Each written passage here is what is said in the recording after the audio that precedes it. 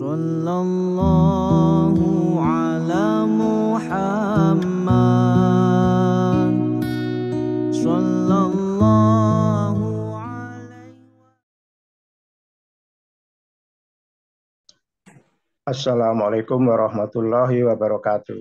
Waalaikumsalam warahmatullahi Alhamdulillahirabbil alamin wassalatu wassalamu ala asrofil anbiya'i wal mursalin sayyidina wa maulana Muhammadin wa ala alihi wa ashabihi wa jama'in.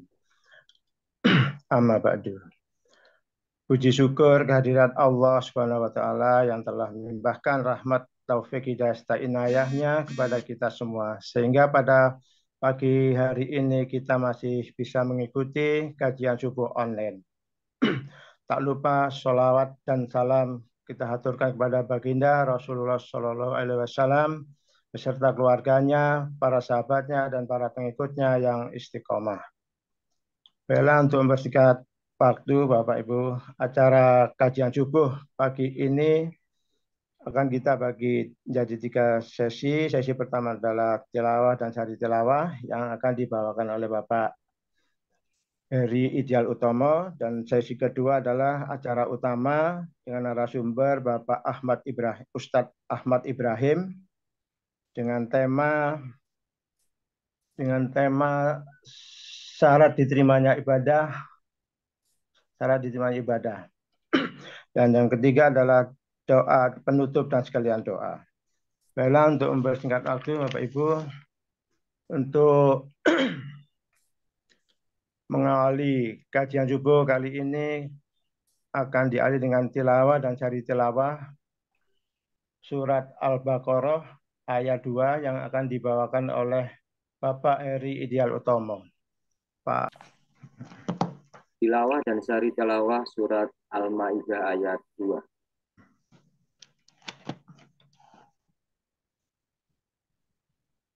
Assalamualaikum warahmatullahi wabarakatuh. Waalaikumsalam warahmatullahi wabarakatuh. Bismillahirrahmanirrahim.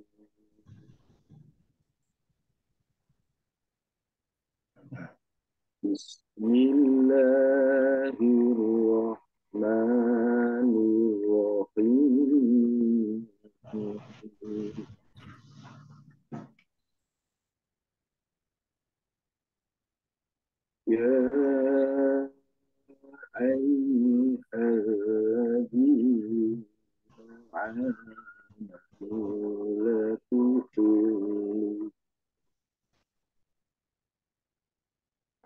la tukhillu sya'airallah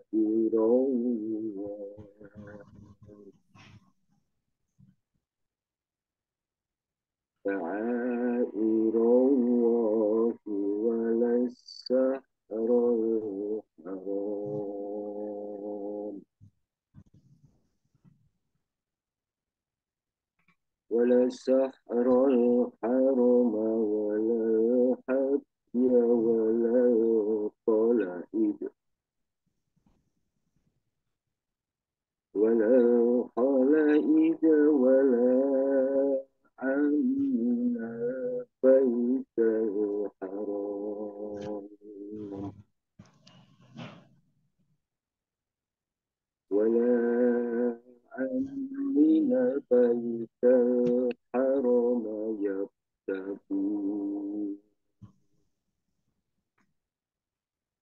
يبتغون فضلا من ربهم ورضوانا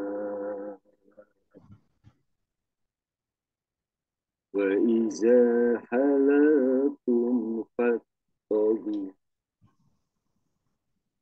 ولا يجرمنكم شنآن قوم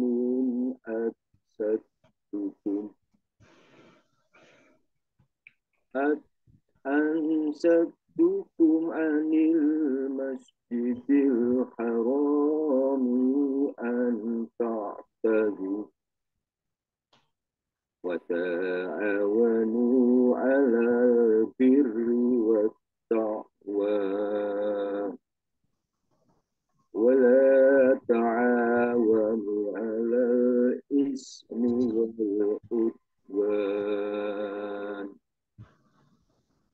واتقوا الله إن الله شديد العقاب.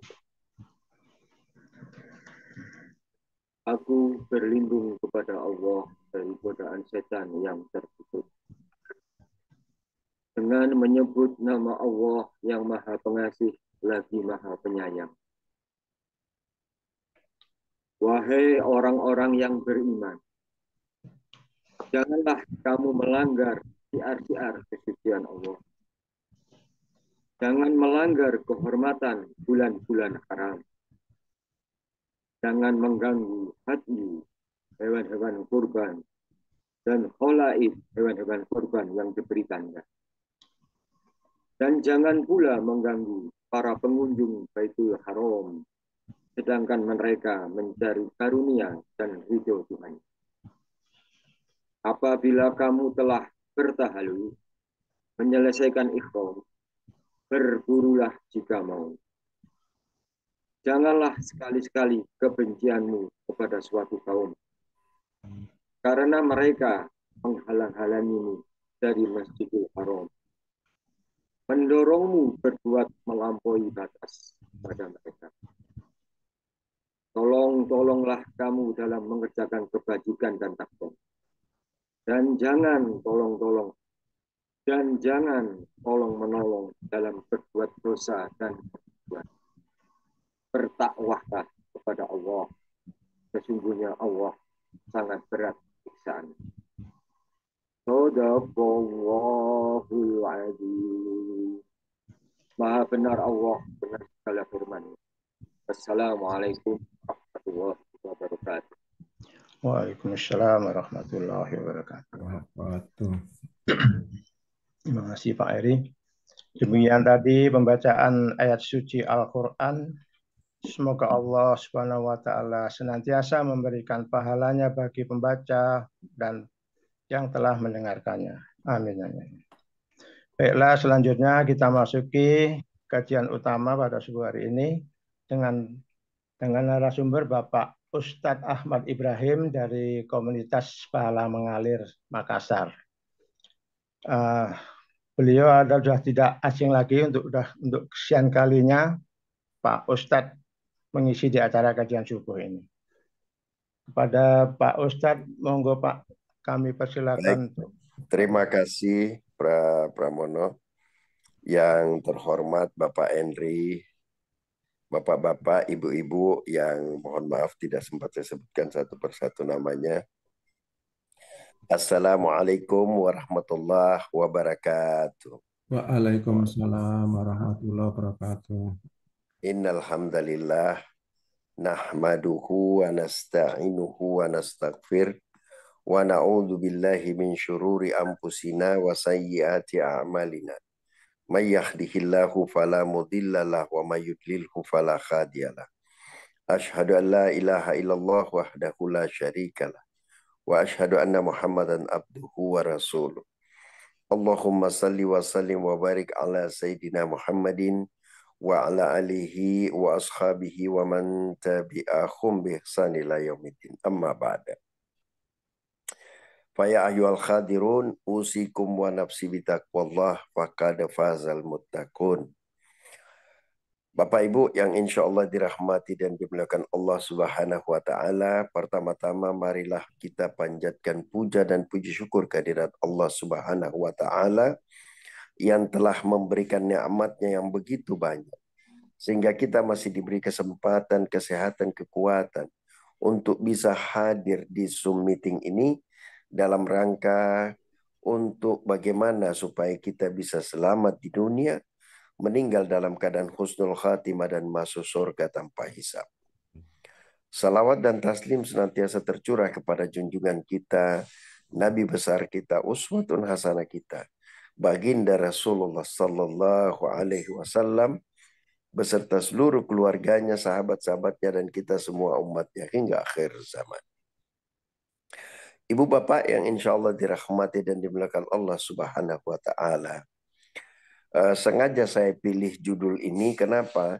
Karena banyaknya di antara kita beribadah yang pada akhirnya ketika nyawanya sudah sampai di leher, tertolak ibadahnya.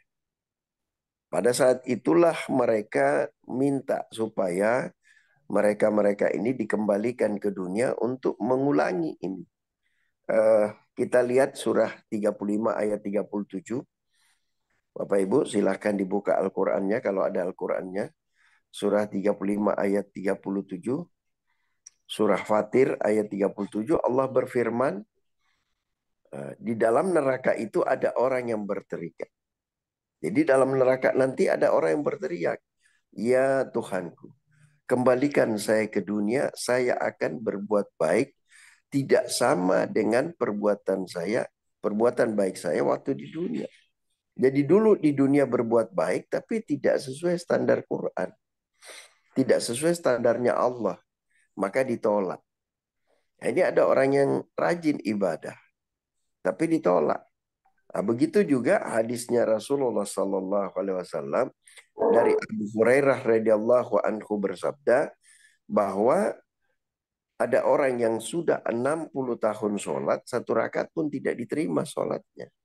Jadi beribadah dia sholat, 60 tahun sudah sholat. Umurnya 70 tahun berarti. Tapi satu rakaat pun tidak diterima sholatnya. Kenapa? Tidak memenuhi kriteria. Tidak memenuhi 3 unsur yang akan kita bahas nanti. Nah, ini yang perlu kita perhatikan, Bapak Ibu. Nah, apa itu kriterianya untuk bisa diterima atau syarat untuk bisa diterimanya satu ibadah? Pertama adalah dia harus memenuhi unsur syariat. Jadi syariatnya harus dia tahu, harus dia lakukan. Sholat misalnya. Apa syariatnya? Dia tahu hukumnya wudhu, bagaimana wudhu yang benar sesuai dengan Al-Quran. Nah, di surah Al-Quran, di dalam Al-Quran, surah Al-Ma'idah ayat 6, di situ disampaikan tentang wudhu. Kemudian ada hadisnya baginda Rasulullah SAW dari Utsman bin Affan. Nah, itu juga tentang wudhu. Nah, ini harus kita tahu nih. Harus kita tahu dalilnya. Bukan hanya sekedar dengar dari ustaz, bukan hanya sekedar dengar dari siapa-siapa, tapi kita harus cari tahu. Sehingga kita bisa persis tahu, oh seperti ini. Nah, itu namanya syariatnya, hukum-hukumnya, aturannya. Ini harus dipenuhi. Nah, bagaimana hadas kita, hadas besar, hadas kecil, bagaimana kita beristinja. Nah, ini semua harus kita tahu. Supaya nanti secara syariat itu bisa diterima. Kita punya ibadah. Itu syariat yang pertama.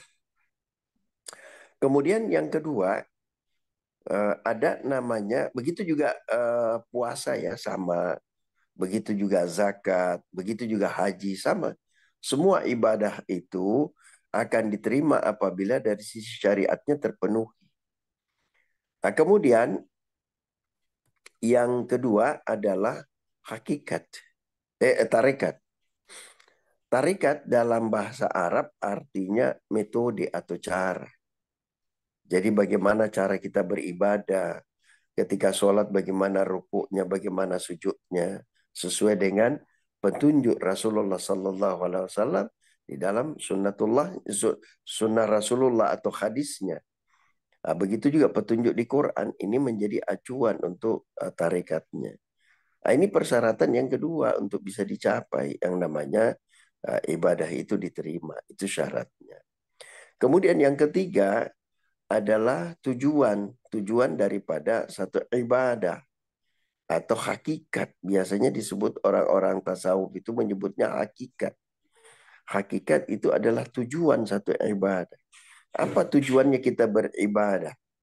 Nah, sebelum saya lanjut Bapak Ibu, saya mau tanya dulu kepada Bapak Ibu.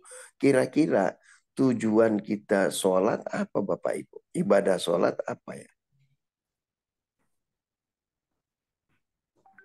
Kira-kira tujuannya apa ya Bapak? Silahkan Bapak Ibu dibuka mic-nya. Jawab. Bisa, silahkan. Ada teman-teman yang bisa membantu Pak Iya, Ustadz? silakan Bapak Ibu.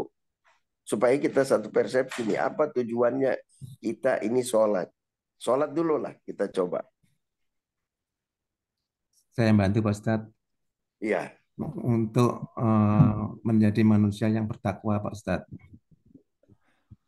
Ya, ya itu bisa Pak, tapi bukan itu tujuan utamanya. Artinya itu juga nanti ujungnya. Ujungnya sisi, tapi apa sebenarnya tujuannya Allah menyuruh kita sholat gitu loh. Setiap ibadah Untuk itu ada mengingat Allah, tujuan. Kalau untuk mengingat mengingat. Allah tidak mesti sholat, Ibu. Ibu bisa zikir misalnya subhanallah, itu mengingat Allah juga. Ibu Supaya melakukan terhindar dari kebaikan. perbuatan keji dan mungkar. Itu Ibu. Sebagaimana firman Allah surah 29 ayat 45. Surah Al-Ankabut ayat 45. Mencegah Inna perbuatan keji dan sholata mungkar. tanha anil fasya wal munkar. Untuk mencegah kita dari keji dan mungkar. Jadi Allah memberikan kita ibadah bukan untuk Allah. Kita beribadah itu bukan tujuannya semata-mata karena Allah. Sebenarnya untuk pribadi kita. Supaya kita bisa selamat di dunia dulu. Baru bisa selamat di akhirat. Mencegah kita dari keji dan mungkar.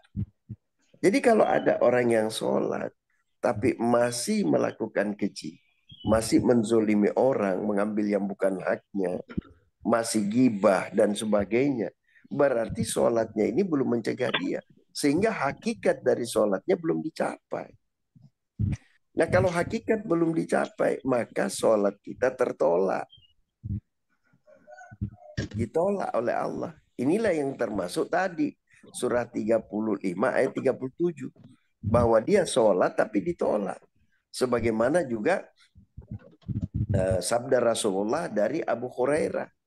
Bahwa ada orang yang sudah 60 tahun sholat tapi satu rakaat pun tidak diterima. Kenapa? Karena itu tadi. Hakikat daripada sholatnya tidak diterima. Karena kalau syariat, mayoritas kita sudah belajar, Bapak. Walaupun tidak sempurna pelajaran kita tentang syariat dan tarekat, tetapi mayoritas kita tahu. Karena dari kecil kita sudah diajarkan. Baik orang tua kita, orang sekitar kita, ustadz-ustadz. Tapi hakikat daripada satu ibadah, itu jarang sekali kita terima pelajarannya. Dan kita tidak mencapai itu. Nah ketika tidak mencapai tujuan, ya sama aja Bapak mau misalnya ke Singapura.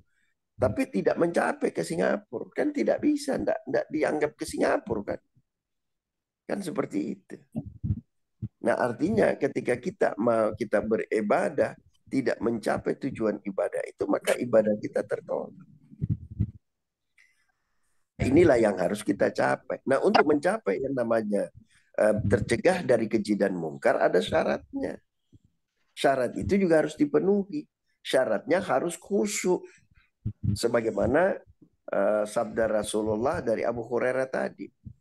Ada orang yang 60 tahun sholat, tidak diterima sholatnya. Karena kenapa? Ketika dia berdirinya tidak sempurna, ruku-rukuknya tidak sempurna, dia tidak khusyuk dalam sholat. Nah, kekhusyukan dalam sholat ini menjadi inti untuk mencapai satu tujuan. Nah ini Bapak Ibu, tujuan daripada ibadah itu. Nah itu sholat tuh, baru sholat. Belum ibadah yang lain. Begitu juga dengan ibadah yang lain. Kita lihat lagi puasa. Kalau puasa Bapak Ibu, kira-kira tujuannya Allah nyuruh kita puasa untuk apa Bapak? Kira-kira apa hakikat daripada puasa? Tujuan dari berpuasa apa Bapak Ibu? Silahkan dijawab. Silakan Bapak Ibu. Menahan diri. Tidak mesti berpuasa untuk menahan diri, Pak. Tanpa berpuasa juga kita bisa menahan diri. Tapi kenapa Allah suruh kita berpuasa? Makanya baginda Rasulullah bersabda, banyak umat itu berpuasa tidak dapat apa-apa kecuali lapar dan haus. Karena tujuan daripada puasa itu tidak dicapai. Syariatnya mungkin dia penuhi, tarekatnya dia penuhi, tapi hakikat daripada puasa itu tidak tercapai, maka ditolak puasanya. Nah ini hati-hati Bapak Ibu. Banyak yang seperti ini di antara kita. Nah, kira-kira hakikat puasa apa Bapak Ibu? Tadi menahan diri. Nah, itu bagian, tapi bukan satu tujuan sebenarnya. Silakan Bapak Ibu, tujuannya apa? Bersyukur. Ya? bersyukur. Kalau bersyukur, kita bersyukur itu dengan mengucapkan alhamdulillah, kita melakukan kegiatan itu bersyukur. Tapi ya puasa tidak berkaitan dengan syukur. Untuk menjadi pribadi yang la'alal tatakun, menjadi pribadi yang bertakwa. Pribadi yang bertakwa itu bukan harus bertakwa dulu baru puasa, Ibu. Kalau orang puasa tapi tidak bertakwa, berarti tidak dicapai tujuan tadi. Itu prosesnya. Tapi tujuannya apa, Bu? Ini saya kasih bocoran. Ujung daripada puasa Ramadan apa, Bu? Bersyukur. Namanya. Ya, kalau di akhirnya tuh bersyukur. 30 Ramadan, besoknya apa? Fitri. Idul Fitri. Kemenangan. Idul Fitri apa, Pak? Menang dari apa? Idul apa? Kembali. Fitri apa? Suci. Fitrah suci. Kalau kembali suci yang hilang apa, Pak? Dosa. Nah, itu. Jadi tujuan Allah menyuruh kita berpuasa untuk membersihkan kita dari dosa-dosa. Tapi persoalannya banyak orang yang berpuasa tapi dosanya tidak hilang. Maka tujuan daripada puasa itu tidak dicapai. Gitu, Pak. Ibu. Makanya para ulama dulu nih, kalau kita sekarang termasuk saya tidak begitu. Tapi kalau ulama dulu, Pak, jangankan gibah cerita orang, jangankan berita hoax yang sekarang ini marak. Begitu terima berita hoax langsung kita kirim, maki-maki pemimpin, maki-maki orang, saling menuding, apalagi ini mau pilpres, mau pilkada, mau pileg. Nah itu saling menuding. Jangankan seperti itu, ulama dulu marah saja. Ada perasaan marah, dia belum marah nih, baru ada perasaan marah. Itu sudah dia batalkan puasa. Walaupun dia tidak makan minum. Tapi dia sudah anggap puasanya batal. Dan dia kafarat dirinya 2 bulan. Jadi setelah Ramadan dia 2 bulan berturut-turut berpuasa setelah itu. Untuk untuk kafaratnya dia seperti itu. Nah ini ulama dulu. Makanya mereka hebat-hebat ketaatannya. Kalau kita tidak peduli, yang penting kita puasa, pokoknya kita lapar dan haus ditahan, selesai. Yang penting kita tidak berzina, tidak. Padahal konsep puasa itu adalah takwa ujungnya, Pak. Seperti Ibu bilang tadi, la'allakum tattaqun. Takwa itu dibangun oleh 5 hal. Di surah Al-Imran 133, 134. Allah berfirman, a'udzubillahi minasyaitonirrajim. Silakan dibuka surah Al-Imran 133, 134. Wasari'u ila maghfiratin min rabbikum, dan bersegeralah engkau untuk mendapatkan ampunan dari Tuhanmu. Jadi takwa itu adalah untuk mendapatkan ampunan yang pertama dari Tuhanmu, yang surganya luasnya seluas langit dan bumi, yang disediakan bagi orang yang bertakwa. Yang mana itu? Alladzina yunfikuna fis-sarra'i wad-dharra'i, orang-orang yang menafkahkan hartanya baik lapang maupun sempit. Nah ini takwa ini. Wal qadiminal ghaid, orang yang menahan amarah. Wal afina anin nas, orang yang memaafkan orang lain atau minta maaf. Wallahu yuhibbul muhsinin, dan orang-orang yang berbuat baik. Jadi unsur puasa itu harus 5 hal. Pertama dia mohon ampun. Ya, mohon ampun. Yang kedua adalah dia bersedekah waktu lapang dan sempit. Yang ketiga adalah dia menahan marah. Yang keempat adalah memaafkan atau minta maaf. Yang kelima adalah berbuat baik. Barulah bisa diterima puasanya. Nah itu, apa hubungannya antara takwa tadi dengan puasa? Kira-kira ada yang tahu enggak Bapak Ibu hubungan takwa dengan puasa? Apa hubungannya Bapak Ibu? Bagaimana menghubungkannya? Nah ini seperti ini Bapak Ibu. Puasa itu bahasa apa Ibu? Puasa bahasa apa?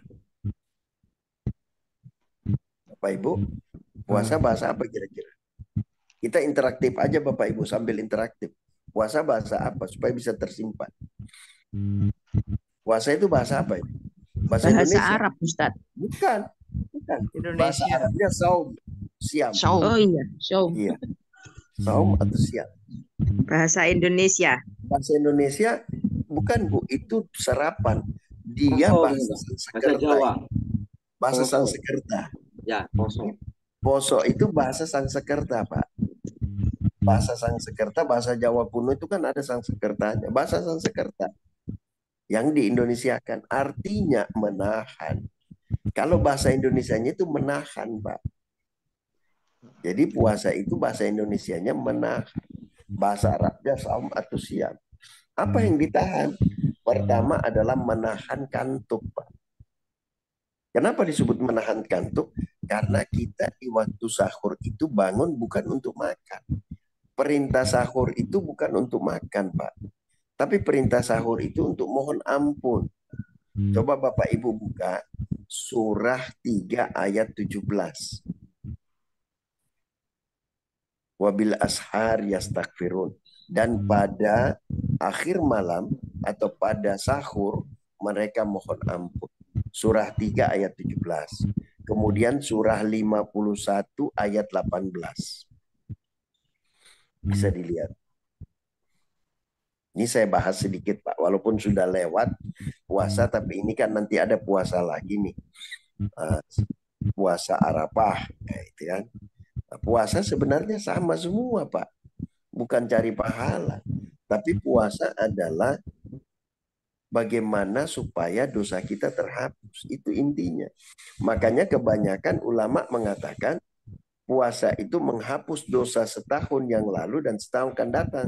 Cuman konsepnya tidak begitu. Dia menghapus dosa yang lalu gitu. Semuanya. Bukan hanya setahun. Tapi mulai kita balik sampai tua, sampai puasa. Itu menghapus dosa semuanya. Dengan catatan puasanya konsep takwa tadi. Pertama itu orang puasa menahan kantuk Pak. Dengan apa? Dia bangun sahur, itu setelah bangun salat tahajud, dia tunggu sampai sahur Pak. Sampai akhir malam, sampai mendekati subuh. Kemudian dia mohon ampun. Jadi dia mohon ampun itu di waktu sahur. Jadi orang bangun sahur itu bukan untuk makan, Pak. Untuk bangun sahur itu untuk mohon ampun. Kita salah kaprah. Kalau makan itu, makan sahur sebenarnya tidak disebutkan di Quran.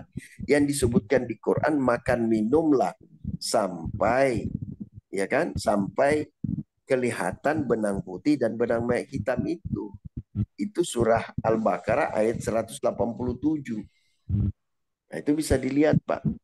Di situ disebutkan gitu tentang makan itu di waktu Ramadan.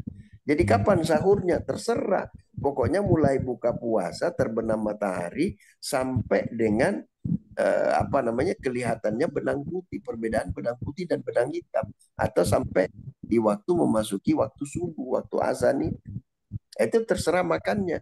Tapi khusus untuk mohon ampun itu di waktu sahur. Kita bangun itu untuk mohon ampun. Nah, itu yang pertama. Jadi yang ditahan mengantuk.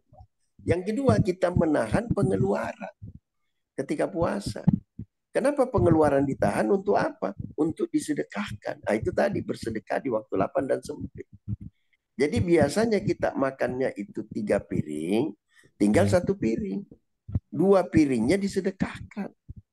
Jadi setengah piring saat buka, setengah piring saat sahur. Nah, kita kan tidak, Pak. Saat kita puasa tambah banyak pengeluaran. Bukan main jam 3 sore sudah pergi jalan-jalan cari untuk buka puasa.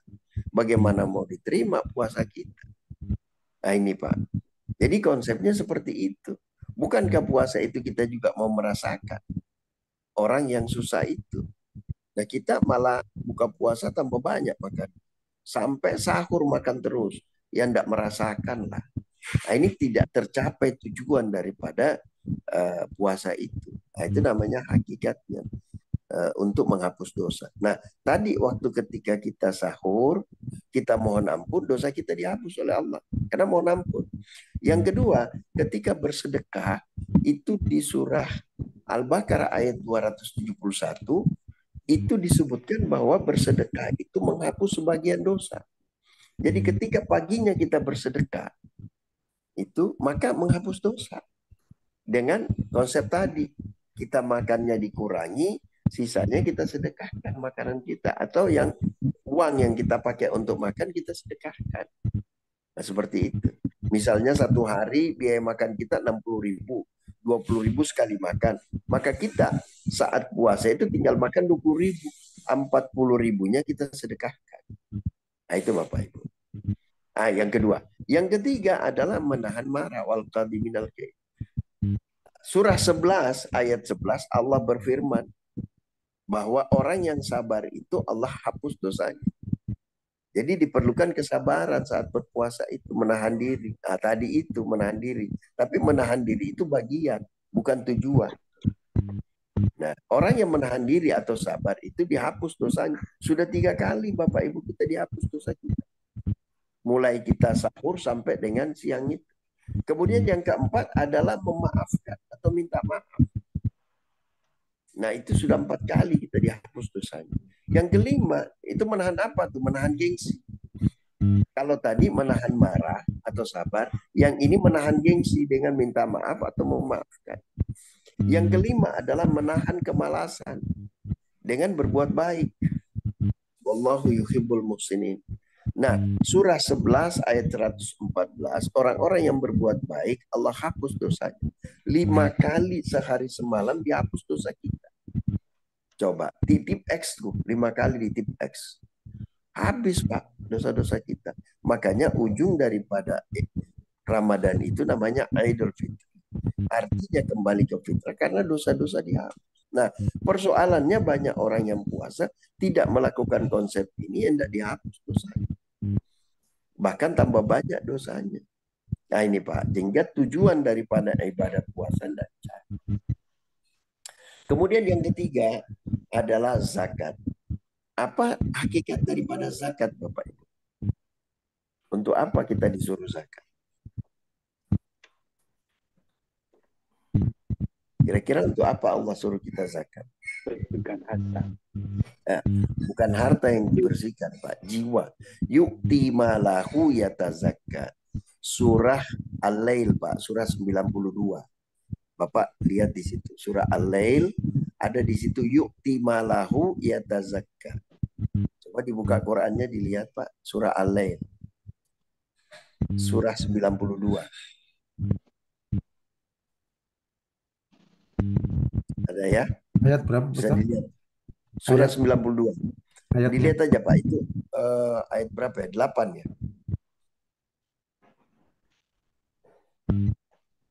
Bisa dilihat Pak? Sedikit aja Al-Lail itu Pak. Ya. Wal-laili idza yaghsha wan nahari idza tajalla. Nah, itu Pak. Ya. Turun ke bawah. Ada ya? Ya. Yu'ti malahu yatazakka. Mereka menginfakkan hartanya untuk membersihkan jiwa. Membersihkan jiwa. Membersihkan jiwanya dari apa? Dari kesyirikan. Gitu. Dari kesyirikan. Nah, itu Pak.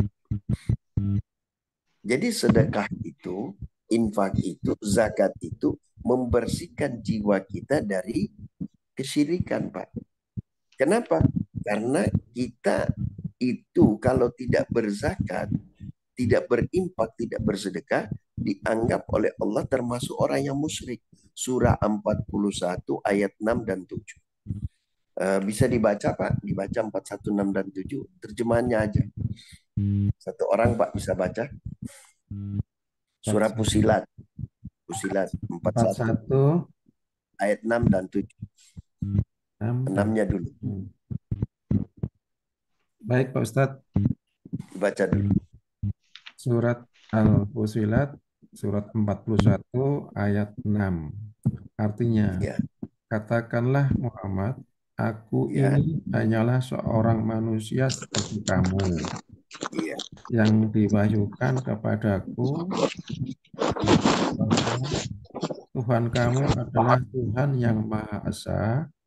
Karena itu tetaplah kamu beribadah kepadanya dan mohonlah ampun kepadanya, dan celakalah bagi orang-orang yang menyekutukannya. Yang mana itu? Yaitu Ayat ke-7, yaitu yaitu orang-orang yang tidak menunaikan zakat dan mereka ingkar terhadap kehidupan akhirat. itu, Pak. Jadi dia tidak berzakat. Dia tidak berzakat itu dianggap musyrik, Pak. Tidak berimpak, tidak bersedekah itu dianggap musyrik.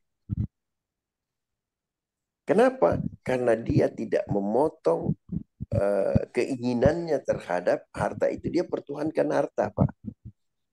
Begitu dia perturutkan keinginannya untuk bermewah-mewah. Nah, itu. Makanya dipotong dengan zakat istilah. Kita mengeluarkan zakat itu untuk apa? Supaya kita tidak hubbul dunia, hubbul mal, cinta kepada harta. Nah, itu makanya tujuannya zakat, Pak. Zakat itu membersihkan. Arti daripada zakat itu membersihkan. Kada aflaha man zakkaha. Beruntung orang yang membersihkan jiwanya. Kada aflaha man tazakka. Sama semua itu. Beruntung orang yang membersihkan jiwanya. Yang mana? Orang yang membersihkan jiwa. Orang yang zakat itu membersihkan jiwa. Jadi konsepnya ketika orang itu membersihkan jiwa deh. Ketika orang mau bersih jiwanya dari kesyirikan, banyak berzakat, Pak, banyak berinfak. Makanya itu yang paling banyak disuruhkan juga di Quran. Makanya digandengkan itu sholat sama zakat, Pak. Hakimus sholata wa atuz zakata. Digandengkan karena zakat itu orang sangat cinta harta. Gitu. Maka harta itu harus dipenggal, harus dihilangkan supaya kita tidak mencintai seperti mencintai Tuhan. Nah, seperti itu. Nah, itu. Ini kemudian yang berikutnya adalah haji. Hakikat daripada haji apa, Bapak Ibu? Tadi sebenarnya saya bahas sedikit. Hakikat daripada haji itu adalah kurban. Berkorban. Makanya ujung daripada haji itu selalu korban. Orang yang haji pun disyaratkan supaya dia berkorban. Kan begitu, Bapak Ibu ya? Nah, kenapa, Pak, korban? Korban bukan sekedar memotong hewan, sembelihan hewan. Artinya kita sudah berani berkorban harta dan jiwa. Maka orang yang kurang dari haji itu, dia sudah tidak punya kepentingan duniawi. Makanya sudah sempurna namanya. Orang Jawa bilang sampurno. Ya. Artinya tidak ada lagi keinginan-keinginan duniawi yang berlebihan. Pulang dari haji, tidak ada lagi keinginannya untuk yang misalnya, waduh, saya mau ganti mobil nih, saya mau ganti dari mobilnya misalnya Avanza mau diganti menjadi Innova atau mau diganti Alphard dan sebagainya, atau mau diganti Pajero dan sebagainya. Tidak ada lagi itu. Dia melihat setiap perbuatan dia adalah hakikatnya. Jadi manfaatnya daripada apa yang dilakukan itu yang dilihat. Contoh misalnya kendaraan, apa manfaat kalau sudah bisa dipakai jalan sudah, tidak perlu lagi. Itu. Jadi tidak ada lagi keinginan-keinginan yang dipertontonkan kepada manusia. Tidak ada lagi keinginan-keinginan yang sifatnya untuk memuaskan hawanya, keinginannya, keinginan jiwanya. Tidak ada lagi. Nah, itulah konsep haji. Setiap saat dia berkorban untuk orang lain, untuk keluarganya, untuk orang-orang yang terdekat, sesuai dengan standar Al-Quran. Nah, inilah konsep haji. Jadi bukan sekedarnya haji berdoa, bukan. Tapi lebih daripada itu, ketika orang makanya di dalam Al-Quran, di surah Al-Imran, ayat 97, bisa dilihat. Di situ dilihat bahwa ibadah haji itu ke Baitullah yaitu bagi orang-orang yang mampu mengadakan perjalanan ke sana. Mampu dalam arti kata bukan hanya materi saja.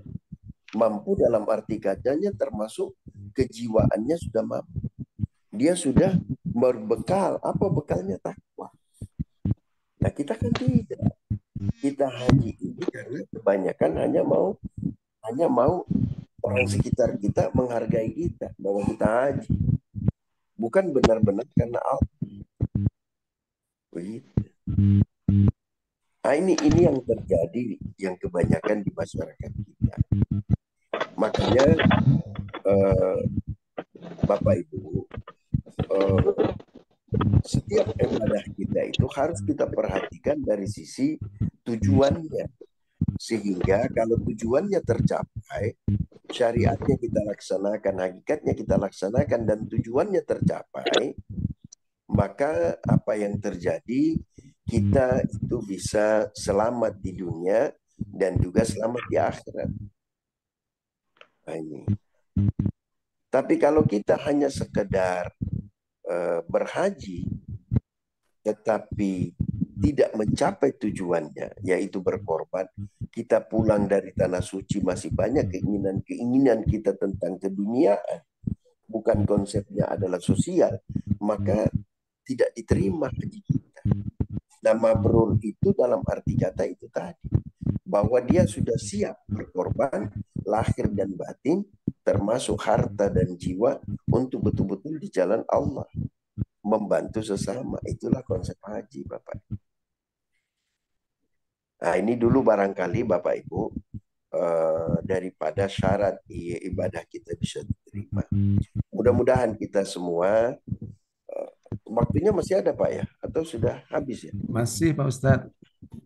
Berapa menit lagi? Atau kita pertajam nanti ditanya jawab ya? Ini sudah 40 menit lebih ini. Boleh. Nah, kita sudah 42 menit. Tadi ini kita mulai jam 5.31 tadi. Ya.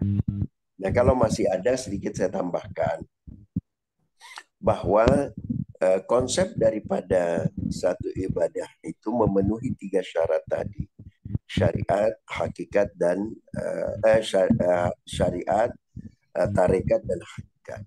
Syariat itu makanya para ulama menyatakan kalau orang pada tingkatan syariat itu orang-orang awam yang tidak punya pengetahuan. Kalau dia naik sedikit ke tarekat itu sudah punya pengetahuan tapi pelaksanaannya belum sempurna. Konsep kesempurnaan itu ketika dia menjadi hakikatnya terpenuhi. Nah, secara otomatis nanti ma'rifatnya akan terpenuhi. Karena secara otomatis orang yang melakukan hakikat daripada ibadah itu, dia akan ma'rifat, dia akan mengenal Allah. Kenapa? Karena hanya dengan mengetahui sifat-sifatnya, mengetahui bagaimana Allah, kita akan mengenal Allah. Dan melaksanakannya bukan sekedar mengenal, bukan hanya sekedar belajar ilmunya, bukan sekedar resep-resep, tapi benar-benar diaplikasikan di dalam kehidupan, tahap demi tahap. Tentunya tidak serta-merta bisa 100%. Saya pun ini berjuang terus bagaimana supaya sholat saya khusyuk, bagaimana supaya puasa saya menghapus dosa, bagaimana supaya zakat saya itu adalah membersihkan jiwa saya. Itu masih perjuangan, Pak. Terus menerus saya lakukan. Karena butuh waktu, butuh proses. Kenapa? Karena kita dari kecil ini tidak belajar ini. Coba dari kecil kita belajar ini, tentu di usia-usia kita sudah mulai balik, usia-usia kita 20-an, 30-an, ini sudah berjalan dengan baik. Tapi ternyata kita mayoritas sudah tua baru belajar agama. Inilah kesalahan fatal yang kita lakukan. Selama ini kalau sudah mengaji, sudah baca Quran, sudah dianggap belajar agama. Padahal yang nomor 1 itu adalah memahami Al-Quran. Kita kebanyakan Bapak Ibu menjadikan Al-Quran hanya sebagai resep-resep. Baca surah ini, surah Al-Waqiah, rezekinya jadi banyak. Baca surah ini bisa seperti ini. Baca surah ini bisa begini. Itu namanya resep-resep. Kenapa? Hanya sekedar untuk mendapatkan sesuatu. Padahal Al-Quran itu adalah pedoman.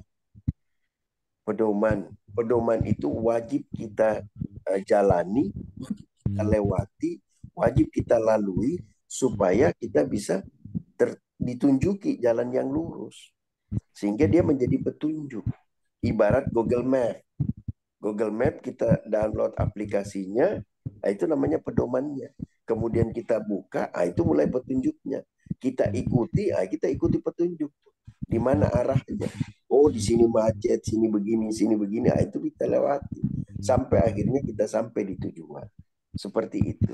Begitulah kira-kira Al-Quran ini. Nah, tapi kebanyakan kita mengejar pahala.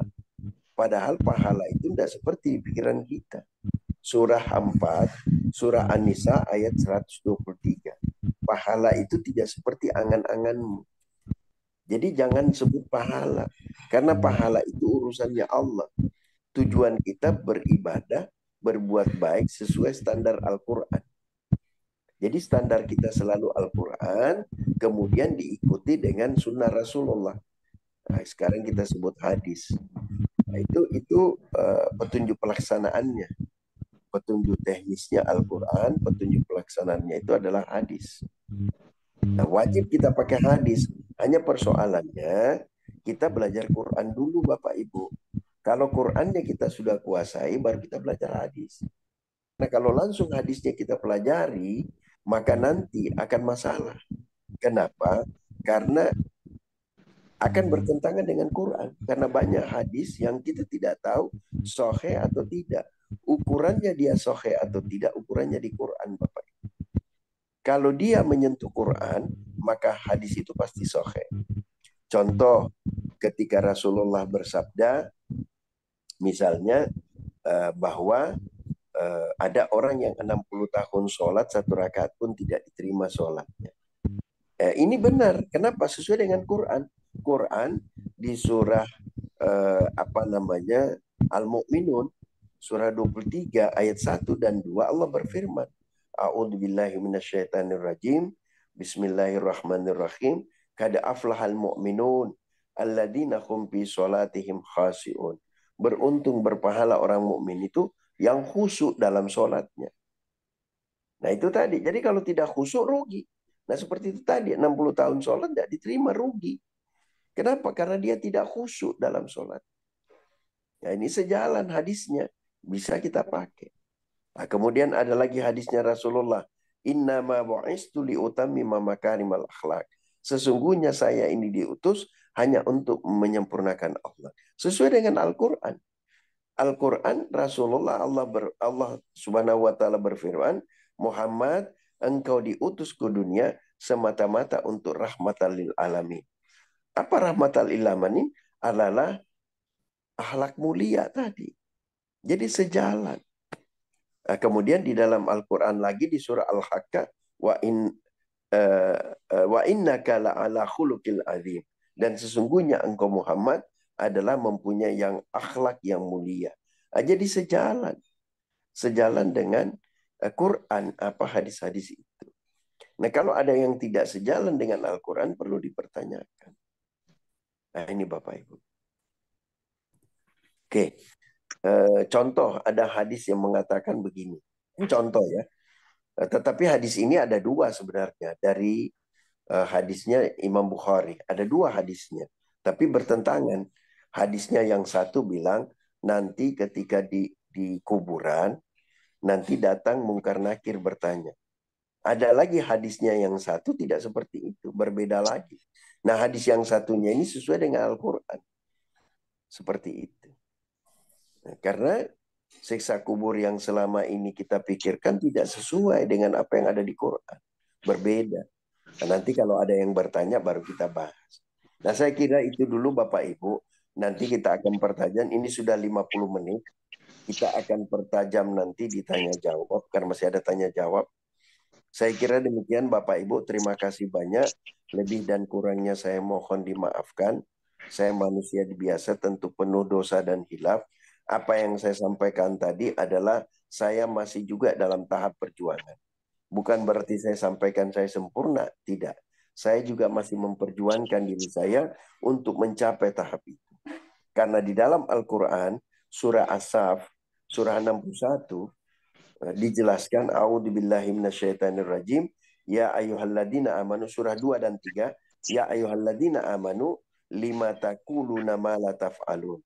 Kabura maqtan indallahi an taqulu ma la taf'alun. Wahai manusia, mengapa engkau mengatakan apa yang engkau tidak lakukan? Allah sangat membenci orang yang mengatakan tapi tidak melakukan. Makanya para ustadz para kiai itu berat tanggung jawabnya. Karena harus dilaksanakan dulu, baru disampaikan. Karena ada firman ini tadi. Nah itu makanya saya juga dalam proses Bapak Ibu. Apa yang saya sampaikan, saya jalani pelan-pelan, tentu butuh waktu, butuh proses. Di usia saya yang cukup matang ini, mendekati 60 tahun, tentu banyak yang saya lewati. Nanti usia 40-an, 50-an ke atas ini, mendekati 50, baru saya mulai berubah, mendalami. Sehingga barulah saya melakukan pertobatan, sehingga saya butuh proses. Nah, begitulah kita manusia. Tetapi terus-menerus saya akan upayakan bagaimana supaya mencapai apa yang saya sampaikan tadi. Demikian, terima kasih. Hadanallahu wa iyyakum ajma'in. Assalamualaikum warahmatullahi wabarakatuh. Waalaikumsalam Waalaikumsalam warahmatullahi wabarakatuh. Demikian Bapak Ibu, tausiah yang cukup panjang dan sangat menarik dan sangat menggugah hati kita.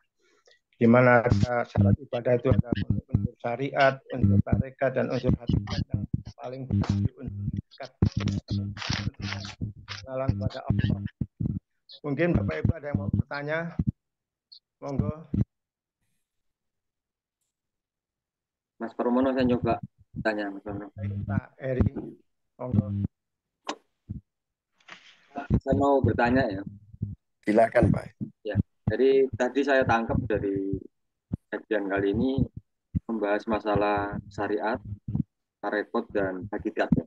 Dulunya di makrifat ya. Iya. Penuhnya. Kira-kira kunci dan bagaimana cara untuk mencapai makrifat itu? Jadi begini Pak, makrifat atau makrifat itu dari kata arafa ya araf, mengenal. Mengenal siapa? Mengenal Allah. Untuk mengenal Allah itu konsepnya surat Al-Fatihah Pak. Nah untuk mencapai itu kita harus lewati yang 3 ini. Artinya perbaiki dulu ibadah kita. Bagaimana supaya diterima? Artinya supaya tujuan ibadah kita itu sampai. Kalau ibadah tujuannya sudah sampai, nanti secara otomatis ma'rifatnya tercapai. Dia akan tercapai konsep itu. Dan Allah akan memberikan petunjuk itu kepada kita sehingga kita, oh ternyata ma'rifat itu begini. Akan datang sendiri Pak, ma'rifat itu. Ya, sama dengan kalau misalnya kita mau melakukan sesuatu kan begitu ya, kan kita lakukan dulu tuh, nanti ketika kita lakukan kita dapat, oh ternyata begini nih ujungnya, kan begitu Pak, seperti itu. Jadi harus dilewati dulu 3 ini. Setelah dilewati tadi baru muncul tuh, oh di sini ujungnya. Nah, itu otomatis Pak, makrifat itu akan secara otomatis tercapai apabila ketiga ini sesuai standar Al-Quran. Nah standar kita Quran Pak. Makanya jangan percaya Ustadz, jangan percaya saya Pak. Buka Qurannya, pelajari, pahami. Gitu. Pahami Qurannya. Jangan hanya Arabnya saja tiap hari dibaca Pak. Karena kita ini bukan orang Arab. Kalau orang Arab dia baca, tinggal sedikit belajarnya. Kalau kita ini mesti berjuang Pak. Karena kita orang Indonesia perlu belajar betul-betul. Nah, di dalam Al-Quran, surah Yusuf ayat 2, di situ kan jelas Pak sebenarnya. A'udzubillahi minasyaitonirrajim. Inna anzalnahu Qur'anan Arabiyan la'allakum ta'qilun. Kata Allah, sesungguhnya Allah kami turunkan, Allah berfirman, sesungguhnya Allah menurunkan Al-Quran ini dalam bahasa Arab supaya kalian memahami. Jadi kita wajib belajar bahasa Arab. Wajib Pak. Makanya saya khusus belajar tuh kuliah bahasa Arab supaya saya bisa paham.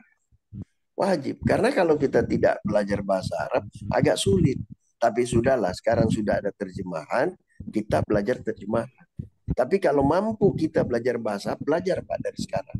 Tidak ada kata terlambat. Ada itu metodenya, saya kenal itu namanya metode sekejap. Yang mengajarkan itu teman saya juga, beliau itu dari luar, dari Sudan. Pernah mengajar dia dari Makassar, dari Papua, kemudian memang orang Makassar, orang Bugis. Sekarang di Jakarta Pak. Metode sekejap namanya. Nah, bagaimana menerjemahkan Al-Quran tanpa harus belajar reguler bahasa Arab. Jadi dia cepat, Pak. Cepat bisa menerjemahkan Quran. Jadi ketika orang baca, kita paling tidak tahu. Kenapa? Karena begini, Pak. Di dalam Al-Quran itu ada 77.349 kata. Dari 77.349 kata, 10%-nya itu sudah diindonesiakan, Pak. Jadi sudah sama dengan bahasa Indonesia. Makanya dia buat itu warna hijau. Warna hijau itu artinya, dia buat sendiri Qurannya, Pak. Jadi Qurannya itu dia cetak sendiri berdasarkan warna-warna tadi. Supaya orang gampang menerjemahkan. Ya itu. Sama dengan standar Quran biasa, cuman dia kasih warna. Nah, dia kasih tanda-tanda supaya kita juga paham. Seperti orang tajwid, tapi dia kaitan penerjemahan. Nah itu.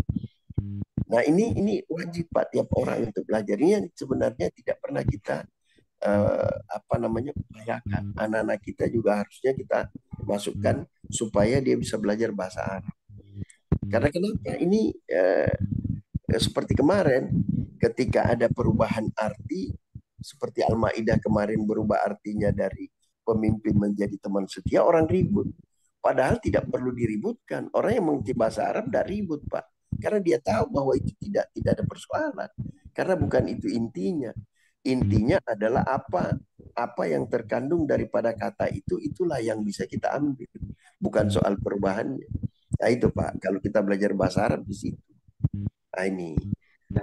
Seperti itu kira-kira, Pak. Ya, jadi makrifat itu akan dicapai secara otomatis, Pak, ketika kita sudah mencapai hakikat. Itu. Ya, Allah akan memberikan petunjuk. Jelas, Pak, ya. Ada lagi yang lain, Pak? Silakan. Monggo. Pramono, silakan, Pak Pramono. Bertanya. Pak Indri. Boleh, baik, Pak Ustadz.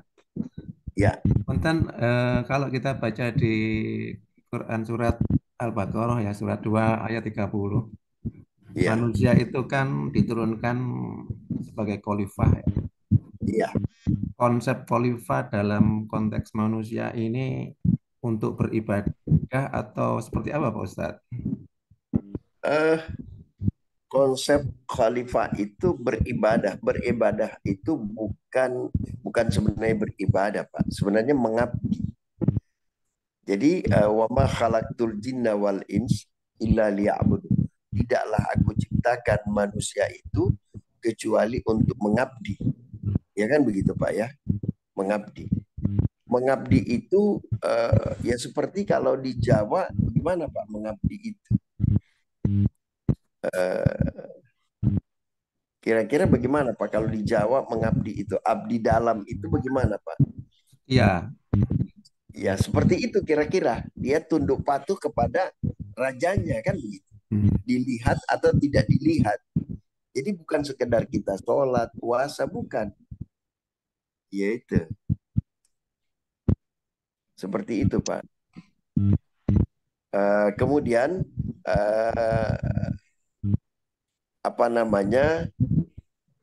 bisa dilihat dulu, Pak, di surah Az-Zariyat. Surah Az-Zariyat. Surah 51 ayat 56, Pak. Bisa dilihat dulu. 51, 56, Pak. Kita lihat konteksnya dulu tadi yang saya sampaikan. Surat khalaqul jinna wal insa illa liya'bud. Surah Az-Zariyat itu surah 51, Pak. Ayat 56.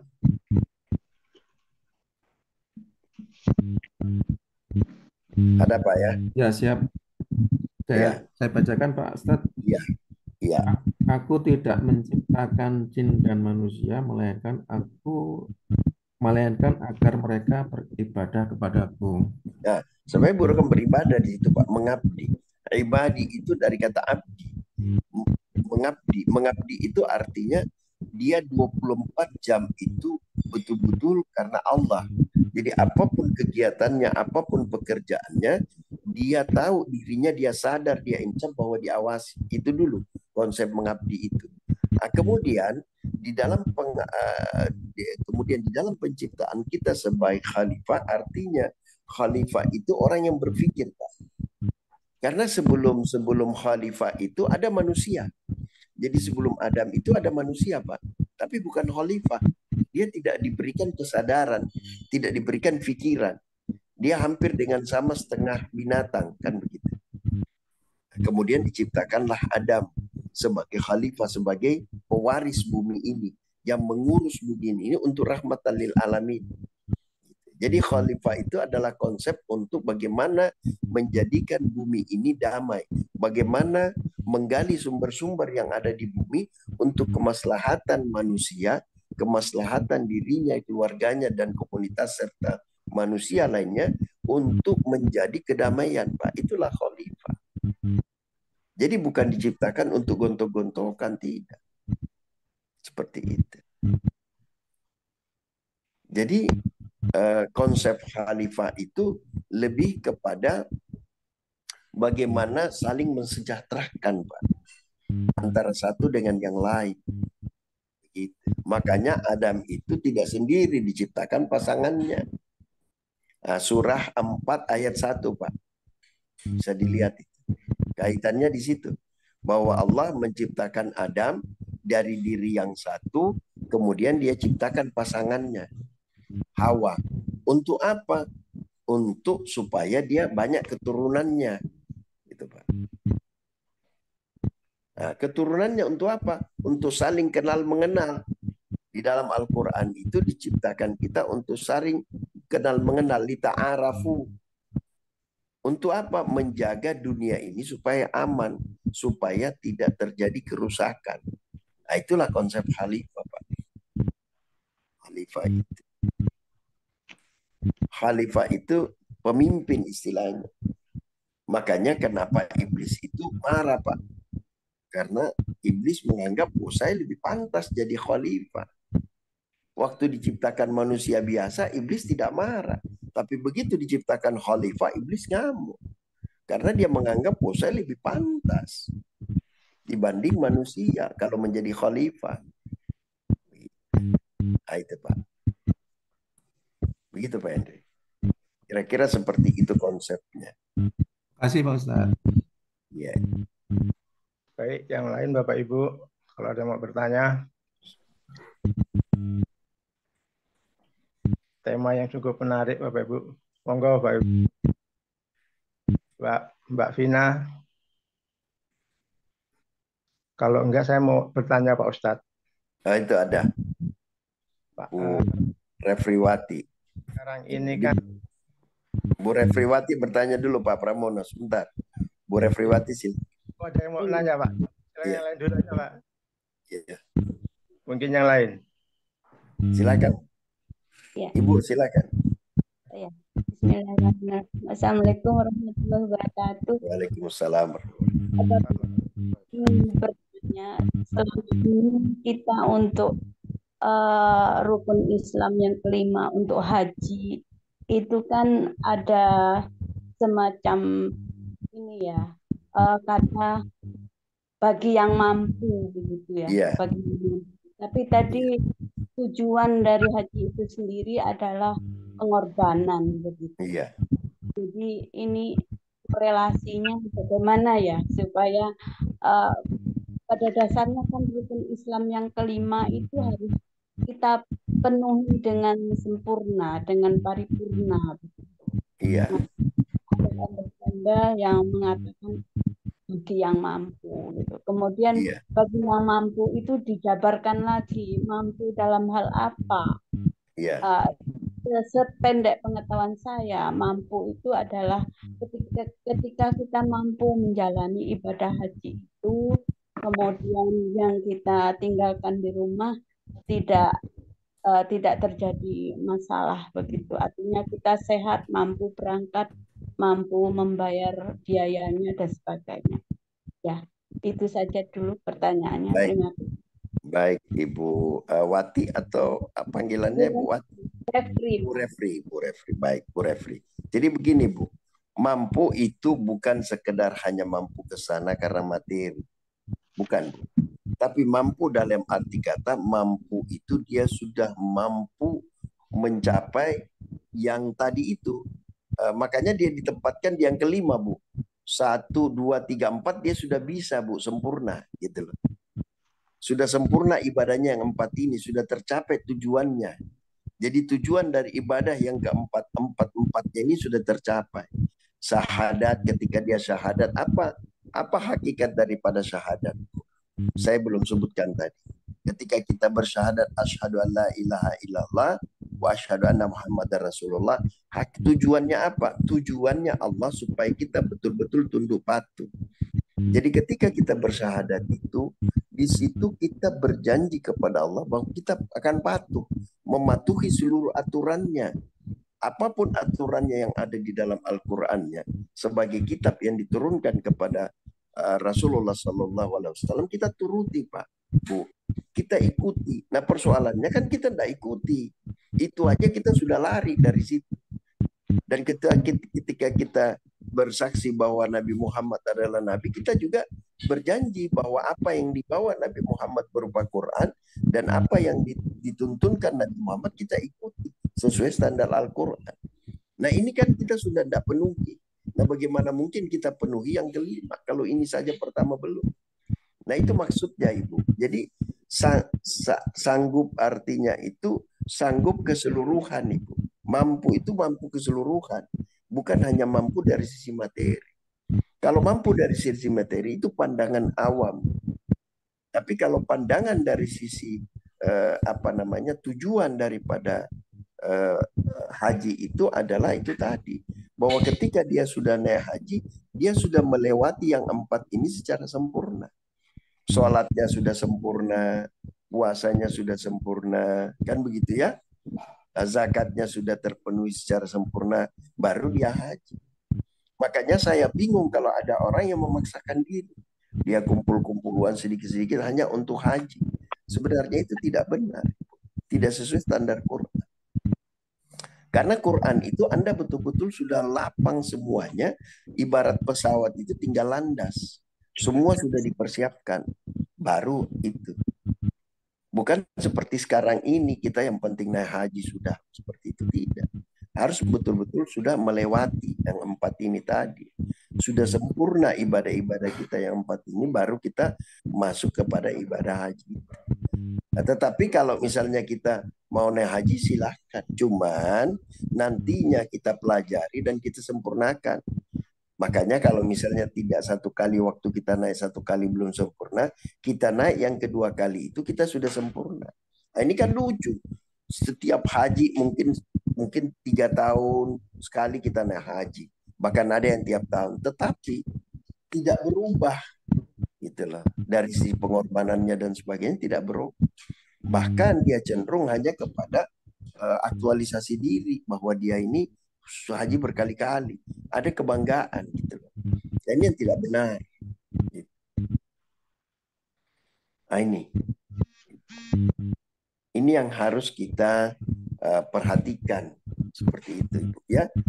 Jadi mampu bukan hanya sekedar mampu materi yang seperti itu sampaikan tadi, tetapi mampu dalam hal segala-galanya yang 4 ini sudah dipenuhi. Syahadatnya sudah benar, ya kan? Sholatnya sudah benar, puasanya, zakatnya sudah benar, puasanya sudah benar sesuai standar Al-Quran, barulah penyempurnaan dengan haji tadi. Begitu. Seperti itu. Jelas, Bu, ya?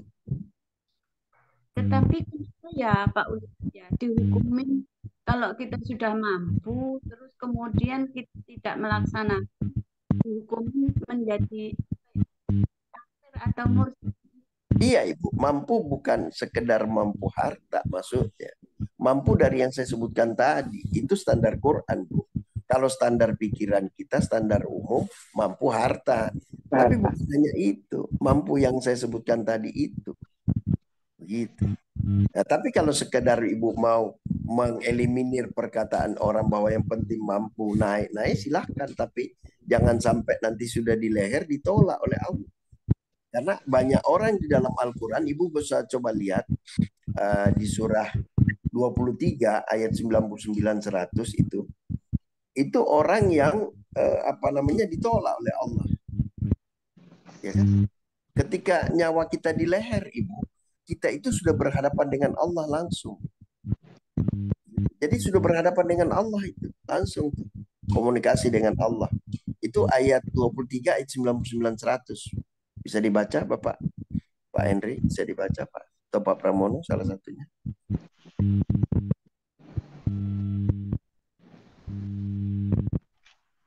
Ayat Mic-nya Pak Henry. Mic.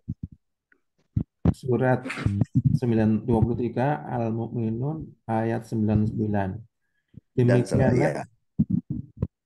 Demikianlah keadaan orang-orang kafir itu hingga apabila datang kematian kepada seseorang dari mereka, dia berkata, "Ya Tuhanku, kembalikanlah aku ke dunia." Ayat 100, agar aku dapat berbuat kebajikan yang telah aku tinggalkan. Kali-kali tidak, sungguh itu adalah dalih yang diucapkannya saja. Dan di hadapan mereka ada barzah-barzah sampai pada hari mereka dibangkitkan. Barsa apa Pak? Kalau Barsa apa? Kubur kan? Kubur. Jadi di hadapan mereka sudah ada kubur. Berarti ini orang kan lagi dicabut nyawanya. Lagi sebentar dicabut nyawanya, kemudian diperlihatkan. Waktu di leher nyawanya diperlihatkan. Ah, ini loh tempat. Oh, ya Allah, kenapa saya di sini? Ah, ini yang selama ini kau lakukan salah. Ya udah, kalau begitu kembalikan saya akan lakukan. Kata Allah, dalihmu saja.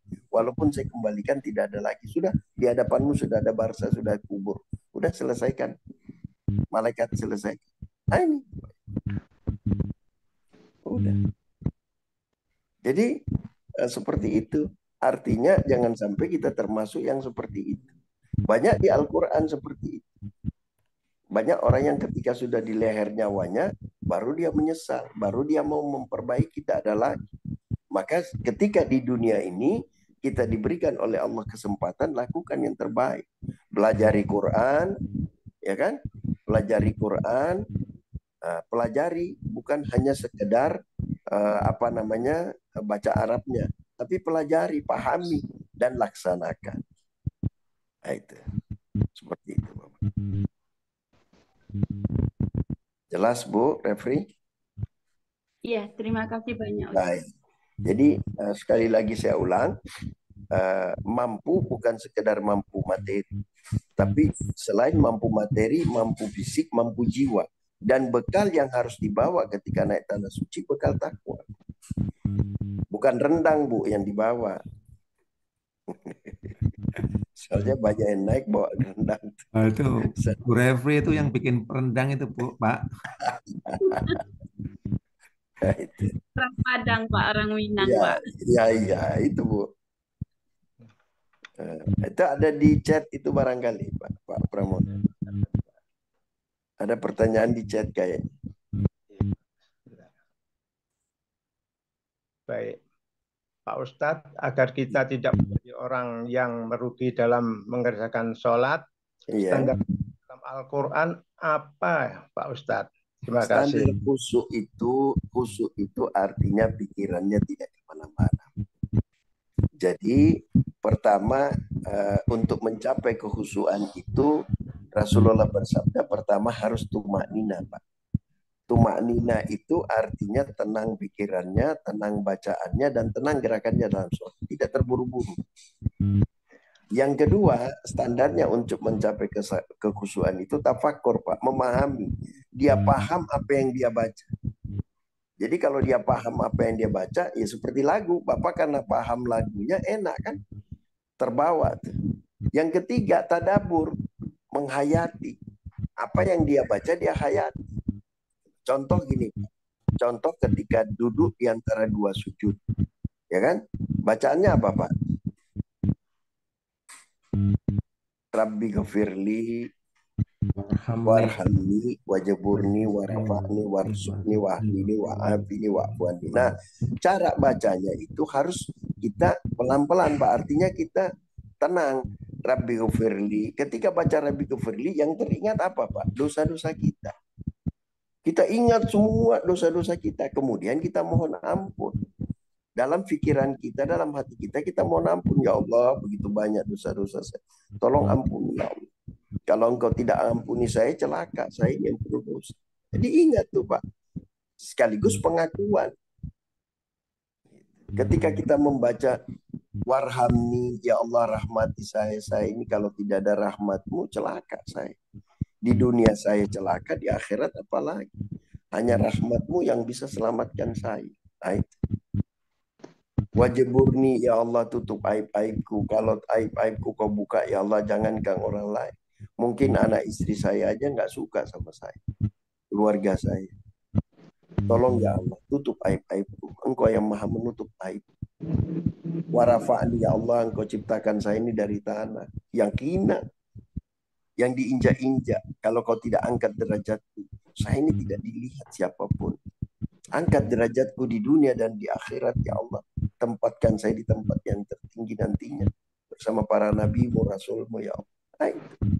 Jadi ditadaburi, Pak. Dihayati betul. Warzukni, ya Allah. Saya ini miskin. Engkau yang maha kaya, ya Allah. Apa yang saya punya ini semua dari engkau. Jika engkau tidak memberi saya, tidak ada apa-apanya. Rezekikan saya, ya Allah. Rezekikan ilmu, ya Allah. Agar saya bisa selamat di dunia dan di akhiratmu. Rezekikan saya yang baik-baik, ya Allah, yang halal. Rezekikan saya yang betul-betul menjadi hak saya, ya Allah. Jangan setitik pun ada rezeki yang haram di dalam rezeki saya, ya Allah. Berikan rezeki yang halal. Nah, itu, Pak. Wah, ini ya Allah, saya ini dalam kesesatan. Saya dalam kebimbangan. Kalau bukan karena petunjukmu, saya tidak mungkin bisa selamat. Di dunia apalagi di akhirat. Nah, itu. Kemudian wa'afini ya Allah, saya ini penuh penyakit. Namanya manusia tentu gudangnya penyakit. Segerobak, segudang pun saya minum obat, tidak mungkin saya bisa sembuh kalau engkau tidak sembuhkan. Sembuhkan saya ya Allah. Obat apapun yang saya minum itu hanya menjadi ikhtiar, menjadi pilihan. Engkau yang maha penyembuh. Sembuhkan seluruh penyakit. Saya minum air putih pun ya Allah tolong sembuhkan saya. Nah, itu di pikiran kita Pak, di tadabbur. Wa'fu anni, maafkan saya, Allah saya penuh salah. Nah, itu Pak. Jadi lama tuh.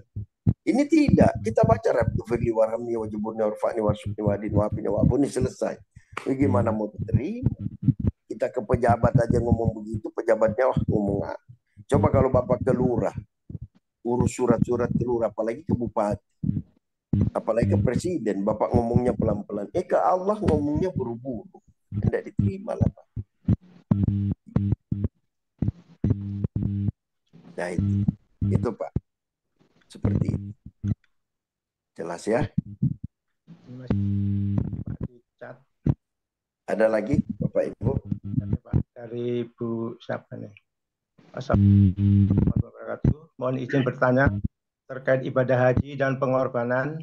Jika umur sudah lanjut, hati sangat ingin berhaji, tapi ada kerabat dan tetangga yang sangat butuh bantuan untuk pendidikan. Secara finansial belum bisa dilakukan secara bersamaan. Mana yang lebih dulu harus dilakukan? Terima kasih Pak Ustadz. Yang lebih dulu Bapak bantu tetangga Pak. Itu lebih dulu. Bapak bantu orang yang susah. Maka itu Allah akan mengangkat derajat ibu. Tidak usah khawatir.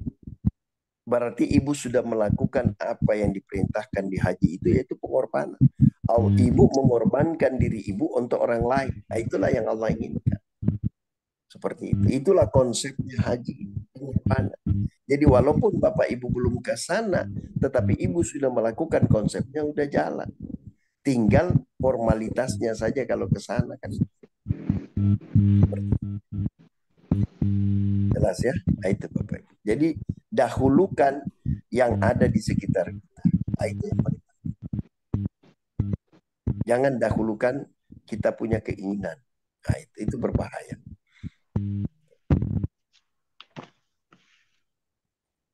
Masih ada lagi yang mau bertanya? Bagaimana Pak? Sudah jam. Ada lagi Bapak Ibu? Bapak Ibu?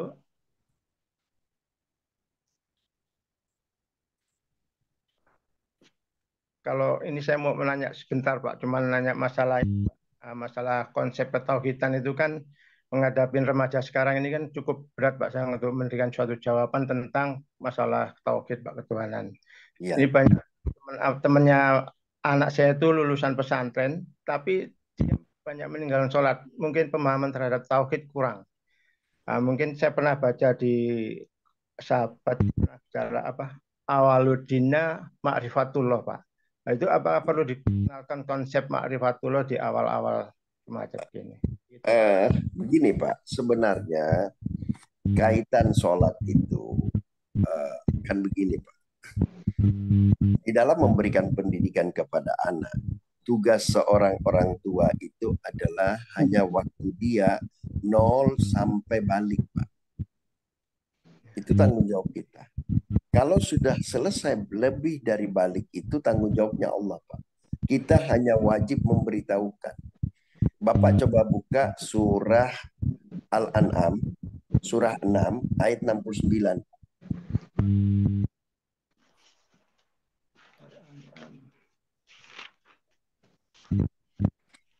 Berapa Pak? Surah 6 ayat 69.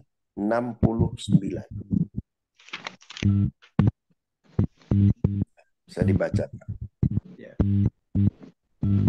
Orang-orang yang bertakwa tidak ada tanggung jawab sedikit pun atas dosa mereka, tetapi berkewajiban mengingatkan agar mereka juga bertakwa. Ya, jadi orang bertakwa tidak bertanggung jawab atas dosa. Siapapun dia, baik anak kita, istri kita, kita tidak bertanggung jawab terhadap dosa mereka. Tapi kewajiban kita memberi tahukan. Hanya persoalannya kewajiban kita seorang orang tua itu sejak usia 0 sampai balik. Kalau sudah balik bukan tanggung jawab kita, tanggung jawabnya Allah, urusan dia sama Allah. Tapi kewajiban kita menyampaikan. Kalau kewajiban kita tidak sampaikan, tidak benar. Ya gitu.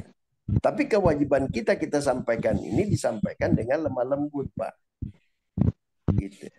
Sebagaimana Allah berfirman di surat Toha itu disampaikan kepada Musa, pergilah ke Fir'aun, ya kan? Sampaikan dengan lemah lembut. Jadi disuruh sampaikan dengan lemah lembut.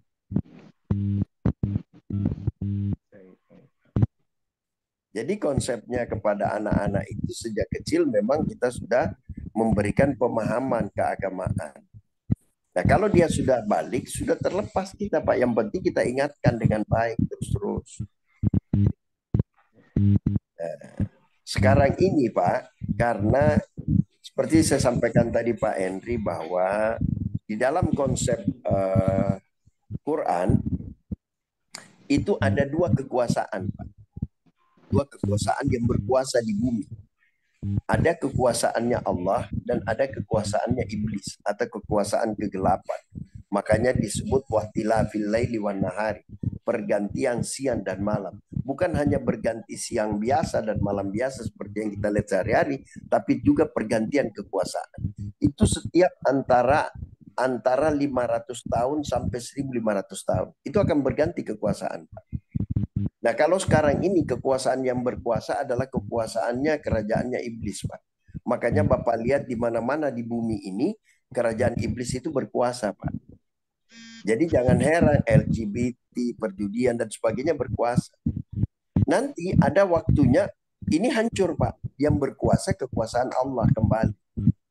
Sebagaimana dulu di zaman sejarah itu. Waktu Nabi Ibrahim berjaya. Begitu turun ke bawah hancur, berkuasa lagi, muncul lagi penguasa berikutnya. Siapa? Nabi Musa. Berapa ratus tahun kemudian, hancur lagi, muncul lagi kekuasaannya Nabi Daud. Hancur lagi, muncul lagi Nabi Isa alaihissalam.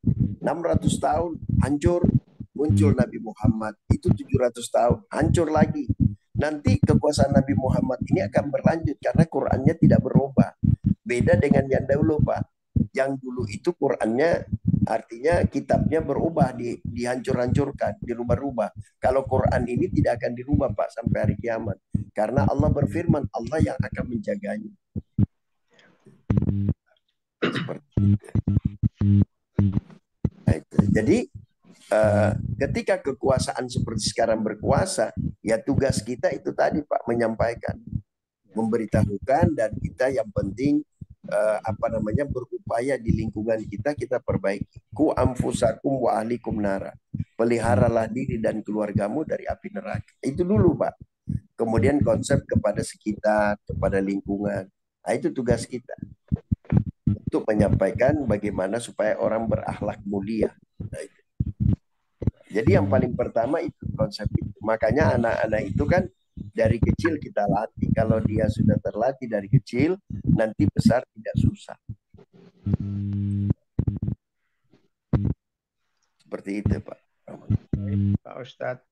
Jadi kalau bagaimana nanti anak-anak supaya itu sebenarnya dari kita, Pak. Jangan waktu kecil ditulis oleh orang lain. Nah, itu yang persoalan, Pak. Persoalannya anak-anak kita banyak ditulis oleh lingkungan luar. Nah, itu yang rusak, Pak. Masih kecil, anak kita sudah keluar bermain. Memang bagus, ada bagusnya. Tetapi negatifnya dia mudah terpengaruh. Karena di waktu itu masa-masa dia ditulis, Pak. Nah, orang lain menulis di dia. Gitu. Masa-masa sampai SD itu ditulis orang-orang lain. Akhirnya konsep orang masuk di dia. Konsep kita terhapus. Nah, begitu dia balik jadi bertentangan dengan kita. Nah, itu yang bahaya. Makanya dari kecil itu betul-betul orang tuanya yang mendidik dengan baik. Kalau itu berjalan, insya Allah, Pak, saya yakin pasti baik. Itu pun ada proses, Pak, karena ada nabi yang anaknya juga bermasalah, Nabi Nuh. Padahal kurang apa nabi. Tapi kenapa begitu? Karena lingkungan rumahnya bermasalah, Pak, ibunya. Jadi anak itu bisa baik, Pak, ketika ibunya baik. Karena ibu lah yang memberikan pelajaran pertama, madrasatul ula. Makanya ibu sangat pegang peranan terhadap pendidikan anak. Nah, itu konsep Islam. Di Quran juga dijelaskan. Itu, Pak. Jadi kalau anaknya mau baik, ibunya dulu perbaiki. Nah, bagaimana Pak anaknya mau baik? Ibunya tiap hari arisan kiri kanan. Ya anaknya yang jaga di rumah pembantu, ya bagaimana mau baik, Pak? Susah. Ya kan? Konsep seorang ibu itu benar-benar tanggung jawabnya sebagai ibu dijalankan. Itu pasti anaknya baik, Pak. Oke, Pak ya, Pak Pramono, jelas. Ada lagi, Pak? Jadi bagaimana, Pak? Waktu masih ada ini. Pak Tinggal Edi. 1 menit saya kira sudah, Pak Ustadz. Ya, Iya. ya, mungkin yang tadi Bapak Ibu tausiah dari Bapak Ahmad. Oh, ini ada satu lagi nih. Siapa nih? Oh, ini Pak menanyakan tentang metode sekejap. Iya. Metode sekejap itu adalah penemunya namanya Ustadz Muhammad Nur Iksan. Saya juga sudah TOT karena kebetulan guru dia dengan saya sama, Pak, dulu. Namanya Ustadz Aris di Surabaya. Menerjemahkan Quran menggunakan metode Hasimiyah. Kemudian dikembangkan oleh Ustadz Nur Iksan lebih sempurna. Nah, saya sempat bertanya sama dia, ini metodenya Ustaz Aris Surabaya, almarhum. Dia bilang, oh iya, saya belajar sama dia, tapi saya kembangkan. Luar biasa beliau kembangkan, dan saya sempat TOT. Saya juga sekarang mengajarkan itu, Pak, sekejap. Saya mengajarkan itu ke teman-teman, ke siapa saja yang mau. Saya ajarkan, dan itu memang bagus metodenya.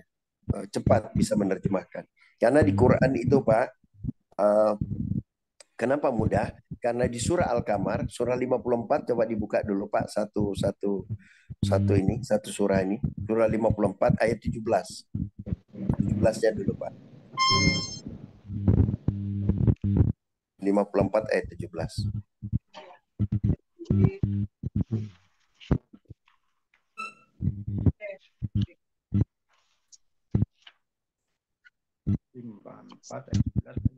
Ya, 54 ayat 17, Pak.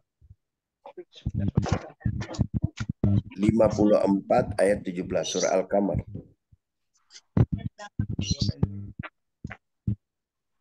Sudah, Pak? Saya bacakan aja gitu. Ya. belum ya. Padahal itu tempat makan. Ini kan enak langsung dibuang. Telah kami mudahkan Tempat makan Al-Quran, yang cili. adakah Kami mengambil pelajaran? kami mudahkan Al-Quran ini untuk pelajaran. Adakah orang yang mau mengambil pelajaran? Jadi Al-Quran dimudahkan Pak untuk menjadi pelajaran.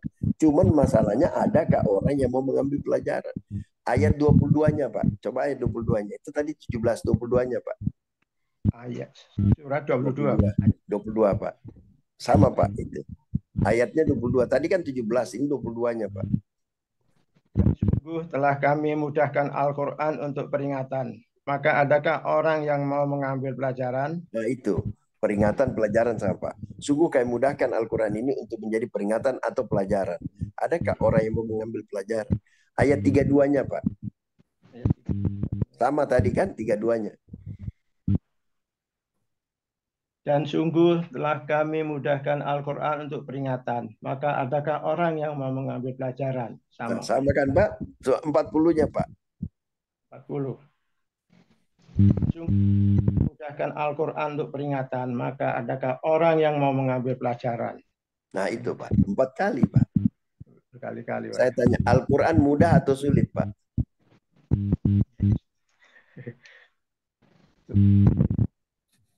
Ya gampang-gampang sulit Pak. Nah, tidak Pak. Mudah.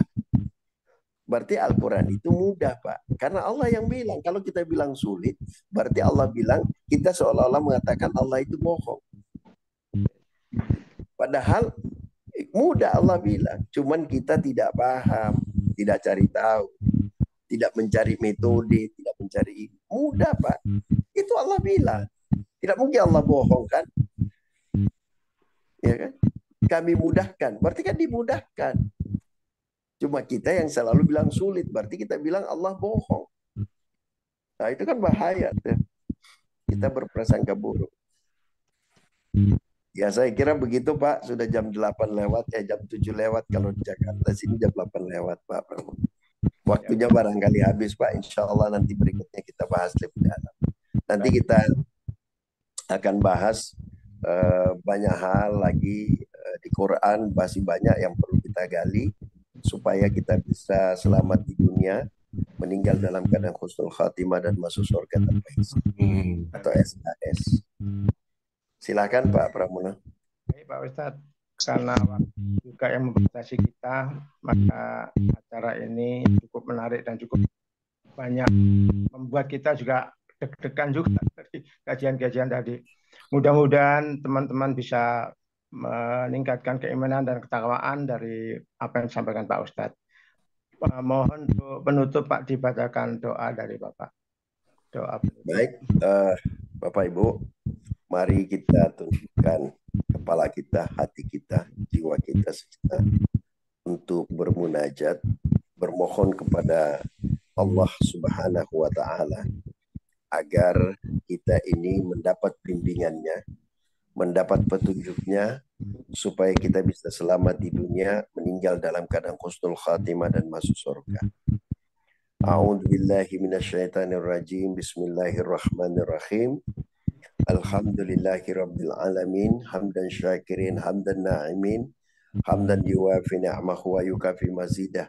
Ya Rabbana lakal hamdu kama yanbaghi li jalali wajhikal karimi wa azimi sultanik. Allahumma salli ala Sayyidina Muhammad wa ala ali Sayyidina Muhammad. Allahumma ghfir lana wa liwalidayna warhamhum kama rabbawna shighara. Allahumma ghfir lil muslimina wal muslimat wal mu'minina wal mu'minat al ahya'i minhum wal amwat innaka sami'un qaribun mujibud da'wat wa ya qadiyal hajat. Allahumma marzuqna, Allahumma ya Allah, limpahkan rahmatmu, hidayahmu kepada kami ya Allah. Rezekikan kami ilmu yang bermanfaat ya Allah. Allahumma rzuqna ilman nafi'an. Ya Allah, rezekikan kepada kami semua ilmu yang bermanfaat.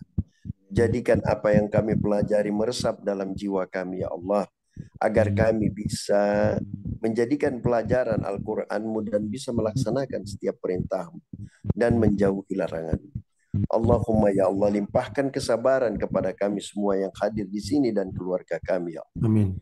Limpahkan kesehatan kepada kami ya Allah, agar kami bisa beribadah dengan sempurna kepadamu ya Allah. Allahumma ya Allah, berikan kami petunjuk-Mu dan bimbinglah kami ya Allah, agar senantiasa kami berada di jalan-Mu ya Allah. Allahumma ya Allah, limpahkan keselamatan kepada kami semua yang hadir di Zoom meeting ini dan keluarga kami ya Allah. Limpahkan rezeki-Mu kepada kami, rezeki yang halalan, thayyibatan wa barakatan. Amin. Allahumma ya Allah, pertemukan kami semua di surga-Mu ya Allah, surga yang tempatkan para nabi ya Allah. Tempatkan kami di sana pula bersama keluarga kami dan teman-teman kami ya Allah. Engkau menjadi saksi saat kami melakukan perbaikan-perbaikan di muka bumi ini ya Allah.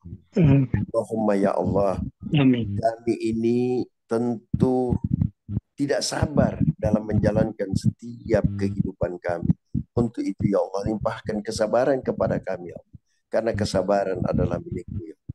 Rabbana hablana min azwajina wa zurriyatina qurrata a'yun waj'alna lil muttaqina imam. Rabbana atina fid dunya hasanah wa fil akhirati hasanah wa qina adzabannar wa qina adzabannar wa qina adzabannar. Subhana rabbika rabbil izzati amma yasifun wa salamun alal mursalin walhamdulillahi rabbil alamin. Mari kita membaca doa penutup, doa kafaratul majelis.